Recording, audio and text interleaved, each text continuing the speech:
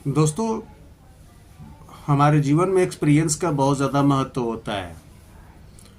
और आज से मैं स्टार्ट कर रहा हूँ सीरीज़, जो मैंने आपको पहले बोला था, जिससे आपको बहुत सारा एक्सपीरियंस मिलेगा।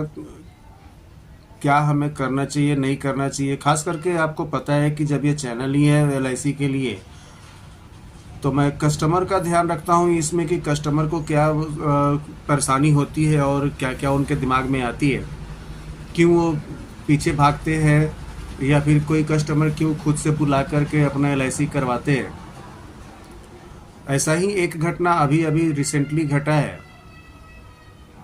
नाम चूंकि किसी का नहीं बताना चाहिए खुल करके, ये उचित नहीं होता है, लेकिन मैं आपको बताता हूँ उनके बारे में।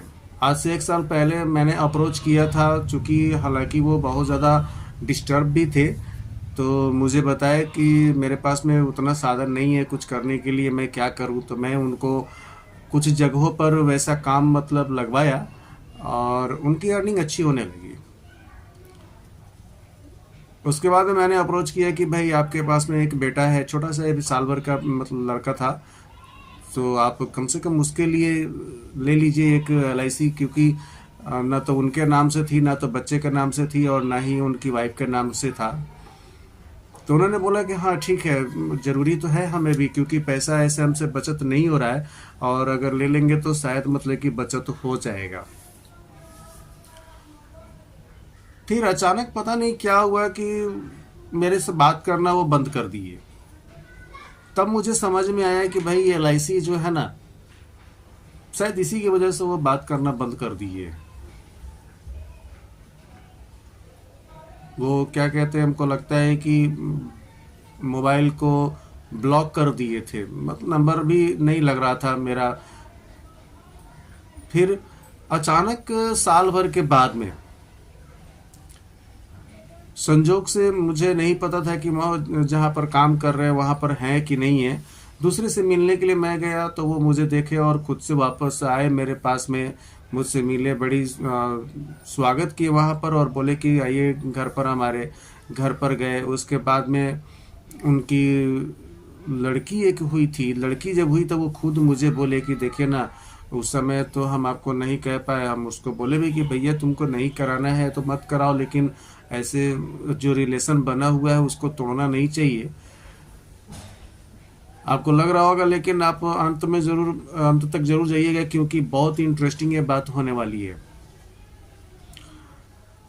खैर जो भी हो, लेकिन उन्होंने खुद से कहा कि नहीं, मेरे को एक LIC कर दीजिए, लेकिन मेरे पास में पैसे नहीं है पूरे, तो मैं क्या करूं। मैं बोला कि ठीक है, मैं आपको कर देता हूं, और आपको जो भी पैसा कम पड़ता है उसे मैं आपको लगा देता हूं। आपको जब आएगा आप हमें पे कर देना। तो नहीं नहीं, मैं पे कर दूंगा, 15-16 तारीख को मैं पे कर दूंगा, इस तरीके से बोला उन्होंने।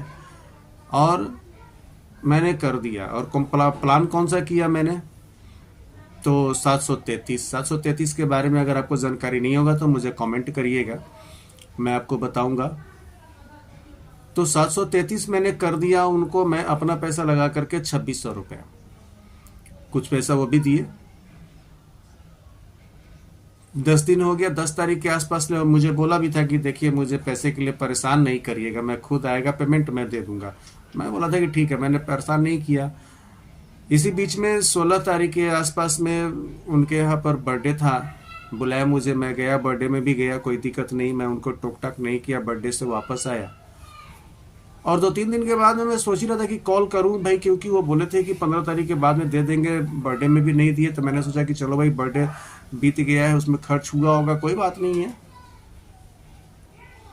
अचानक मुझे, वो जहाँ काम करते हैं वहाँ से, जिनसे मैं मिलने गया था, जान पहचान थी, वहाँ से वो मुझे कॉल करके पूछ रहे हैं, कह रहे भाई सुने हैं कि उनका ब्रेन हेमरेज हो गया। मैं बोला गया, अभी तो 2 दिन पहले वो बर्थडे कराए थे। तो नहीं नहीं, हमको लगा, बोले अच्छा रखिए, हम जरा पता करें। तो मैंने फ़ोन किया तो फ़ोन कोई उठाया नहीं। फिर मुझे डाउट होने लगा। फिर उनके एक रिलेटिव को मैंने फ़ोन किया कि भाई पता करिए क्या बात है।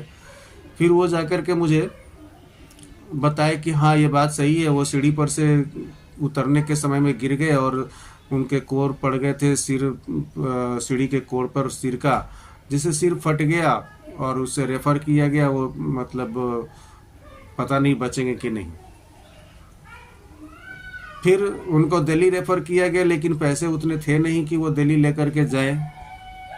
जो भी हो, लेकिन पटना की बात है, ये पटना में उनकी ऑपरेशन हुई, अभी भी मतलब कि वो सही हैं। अभी तो मेरी उनसे बात नहीं हुई है, लेकिन हाँ कोमा में है और पता नहीं अब क्या होगा नहीं होगा। लेकिन इसके पहले जो उन्होंने कराया था बीमा, मैंने पता किया तो हमारे सर भी बोले कि अगर वैसा बात है तो उनको पूरी तरीके से क्षतिपूर्ति जो मिलना चाहिए वो मिलेगी। तो भाई बीमा का ये फ़ायदा है। वो बेचारे तो अपनी बेटी के लिए कराए थे, अब उनकी बेटी तो सही में सुरक्षित हो गई, वो रहे या ना रहे, भगवान ना करे कुछ हो। लेकिन अगर नहीं भी रहते हैं तो भी वो जो करके गए, भले ही मेरा ही पैसा लगा, लेकिन अब वो सुरक्षित है। आप ज़रा सोचिएगा और कमेंट करके मुझे बताइएगा इसमें कि सही गलत क्या है, क्या उन्होंने सही किया, क्या गलत किया। और जो अभी सोचते हैं ना कि मैं कल करूं, परसों करूं, ये करूं, कम से कम एक यार छोटा तो कर ही लीजिए। मिलते हैं नेक्स्ट वीडियो में, जब तक के लिए बाय बाय।